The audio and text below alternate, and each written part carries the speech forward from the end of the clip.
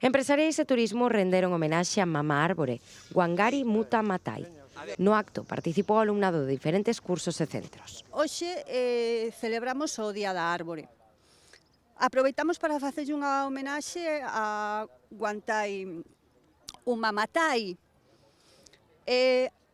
Esta muller excepcional, denominada tamén Mama Árbore, foi Premio Nobel da Paz no ano 2004.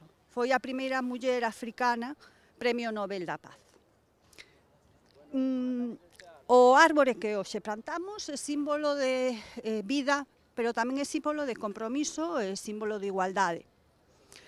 A homenaxe que lle facemos hoxe a Wangari ven ao caso porque esta muller foi a que montou o que se chama o denominado cinturón verde. Foi das poucas mulleres africanas que neses tempos poido ir á universidade, estudiou na Universidade de Nairobi, doctorouse en Estados Unidos, foi, polo tanto, ademais de activista, política e científica, regresou, despois de doutorarse, ao seu pobo da Kenia rural e deuse conta do grave problema que supoñía, sobre todo para as mulleres, a desertización, a falta de leña, a falta de recursos. Tamén se realizou a lectura de poemas de Rosalía de Castro sobre a primavera.